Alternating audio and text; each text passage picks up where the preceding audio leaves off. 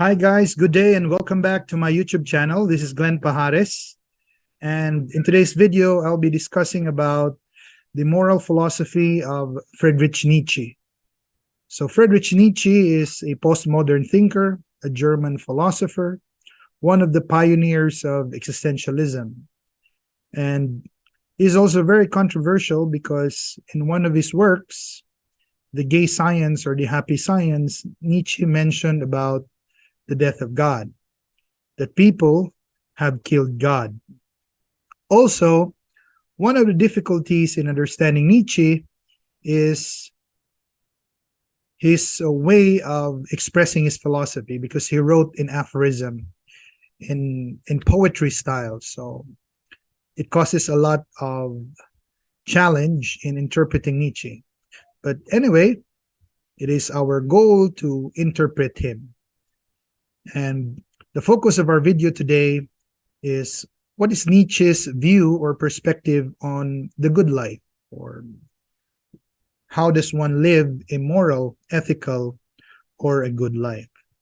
So for Nietzsche, Nietzsche actually is an advocate of hope, a philosopher of hope, because what he feared is nihilism or nothingness or meaninglessness in human existence. So Nietzsche was afraid that the entire humanity will fall into the abyss of meaninglessness or nihilism.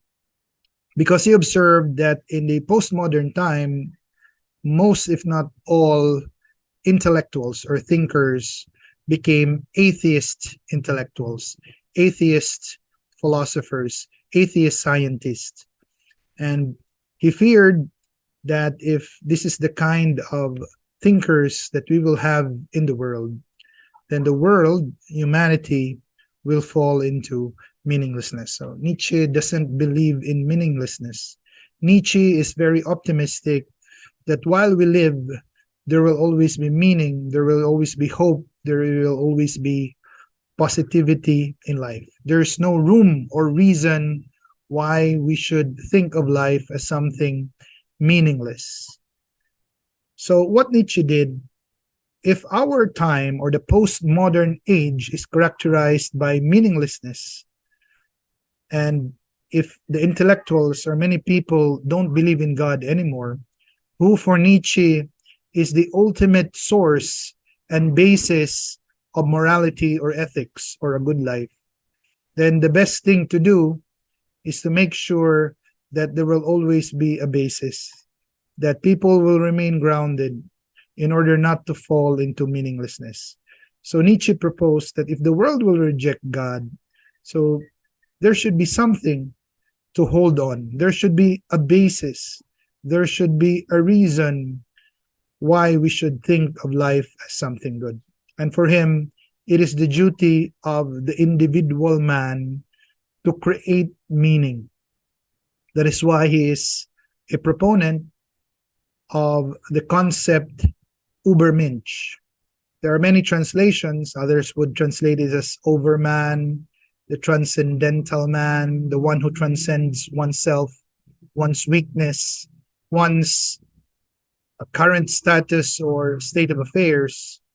So the Übermensch, I don't want to define the Übermensch simply as the Superman because it's always associated with the DC superhero. But if you translate it as Superman, then that's also okay. But the Superman is basically the human being going beyond the ordinary or trying his best to live an extraordinary life. A person who goes the extra mile, who goes beyond oneself, one's current status or the status quo. So that's the Übermensch. And the Übermensch is for Nietzsche the embodiment of the will to power or the will to power made flesh. And what is this will to power? For Nietzsche, will to power is the drive for power, the passion for power, for strength, for excellence, and for greatness. It is the ultimate motivator. It's an instinct. It's the will, not the intellect or reason, but rather it's the feeling for power, the desire for power, the desire to overcome to dominate, the desire to surpass challenges and weakness, and to become the best and to better oneself. That's the will to power. And the embodiment of that will to power, of that drive, is the Ubermensch. So the Ubermensch is the goal, the end of man, or the ideal man, in which every man in this world, including women, should desire and should aim at, in order for one to live a happy, meaningful, and ethical life. So the human being should not just settle for less or become mediocres, but Nietzsche wanted everybody to be strong, to be powerful, to be excellent, to be superior. And this is the only way that we will make our lives valuable, meaningful, and worth living. So if everybody becomes an Ubermensch, then life will be full of meaning. It will not be meaningless. And that's the good life, the excellent life, the happy life, the eudaimonic life, the excellent life, the moral life. And to become an Ubermensch, one has to desire power. One has to overcome oneself. One has to be strong, to be patient, to transcend suffering and all forms of challenges and even menace. So to be an Ubermensch, to be an Ubermensch, or to be a Superman or Uberman, is to be a lover of power, of greatness, not of weakness, not of mediocrity. And what's the role of an Ubermensch?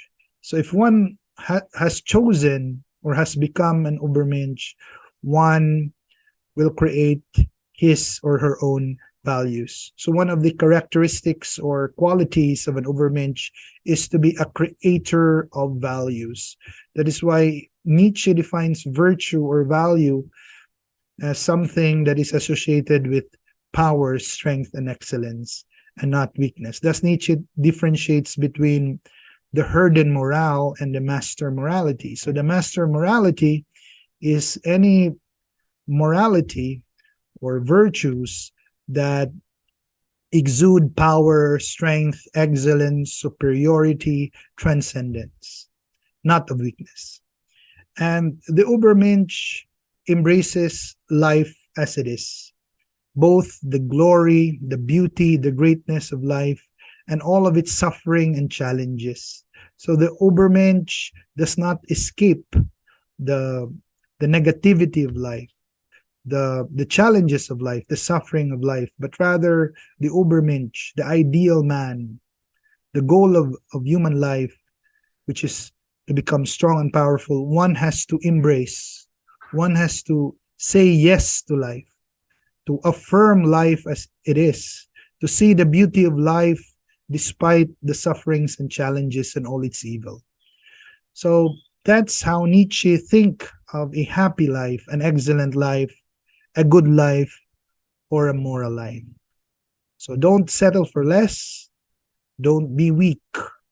Whenever you fall, you motivate yourself to stand, to create meaning, to find meaning even in difficulties, even in the greatest of challenges.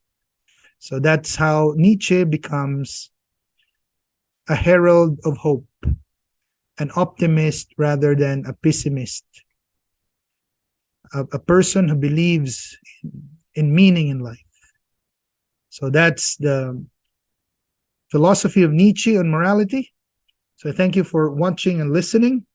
Please click like, share, and subscribe to my YouTube channel. And please don't hesitate to give your comments and feedback to improve our videos and the succeeding episodes. Once again, good day, everyone.